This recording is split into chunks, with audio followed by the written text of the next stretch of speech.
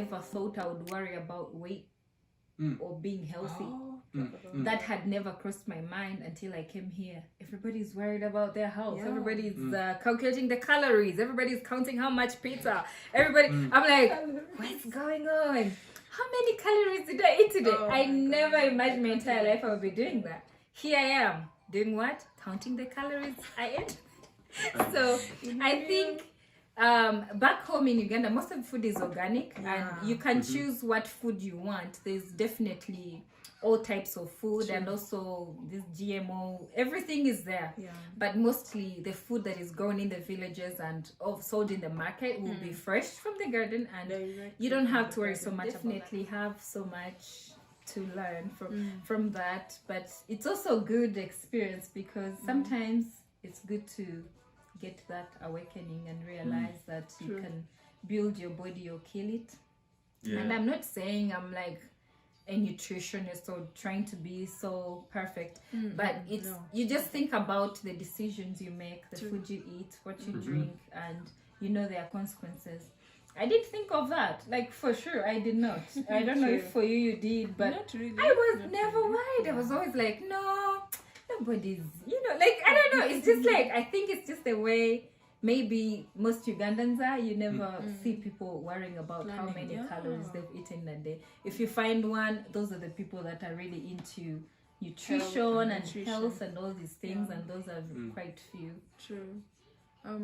I think the other thing that I miss about Uganda is random visits from people. The one someone's asking me if I have random visitors saying, I'm at the door. I don't know, can I come in? And then they sit and you talk. Sometimes it's really entertaining. I mean, if you have the time, you can literally just sit if you're not doing anything. And, people come over to your house. They talk to you freely and ask, I think you did share a lot about that. And then when you mentioned church, I also remembered something about church. I miss dancing in church in Africa. In Uganda. And I feel bad because I can't blend in. It's been hard for me to blend in. I don't know for you, Vivian, but it's been hard for me to blend in all the churches I've been in, because if you go there, you're singing, but you can't. Like, I'm looking outside, I'm like, that's a good song. I want to dance, but you're the only one gonna be dancing. Then I want to clap my hands, I want to shout, and you're gonna be the only one. So then they're like, yay! Then they're like, okay, you were supposed to be very calm. So, someone will not understand if they don't have that experience. But for me, I want to, have my space in the church and then shake and let all that negative energy go. There was actually one that I found, but the only challenge is that when I went with my husband to church, there were only 2 white people. So I also started like feeling like it was an African church too. It's an African church. It's Nigerian, West African majority. I was in the spirit, I was enjoying, but then I felt like, oh my God. I was enjoying too. Now it was the other way around.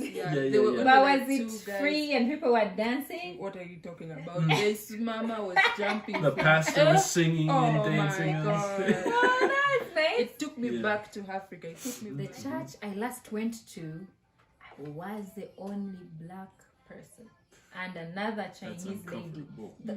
And how huge the church is, it had about 100 plus people. So that's you how... You feel like you have eyes on your back. I feel like I had eyes on me everywhere I went. Although people seemed quite nice, but naturally you feel some type of way. And true. Yeah, you're like, like, you can't ignore those feelings.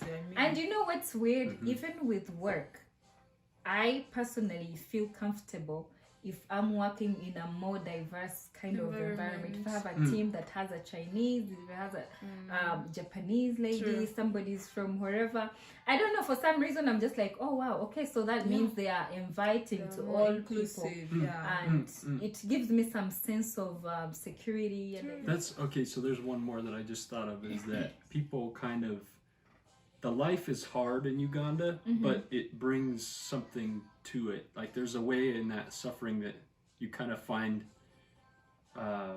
more achievement, or you feel like you kind of get somewhere more. Whereas here, if you just get a job, you're kind of paying bills. It doesn't feel like so much of an is being achieved. I think maybe because of the cost of living also in the two different countries, and also the fact that you can achieve so much with so much less in Uganda. You can own a house with just this much, and you can own a business with this much. However, I think here it takes a lot more because everything is twice as expensive, takes twice much time to do, and it's just a difference in capitalism and how, I don't know, the system back home. But I have 20 types of cereal to choose from. Back home I had only 2 types. I only knew Kellogg's. That's the only cereal I ever had.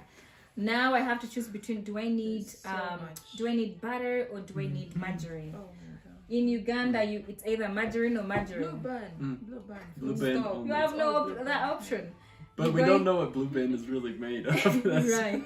That's the thing that scares me about Blue Band. Everybody eats it. Yes. Then you go to the market and you can choose either matoke or potatoes. That's the only choice you have. So you don't have so much of a choice there. Here you are presented with, do you want to work at King Supers or do you want to work from home as a customer service? Oh, do you want to do this? Chicken, or do you want... These are all options you have. You have like 5 options to do something. So it's kind of also different because people have more opportunities here than we have back home, and that makes people appreciate it.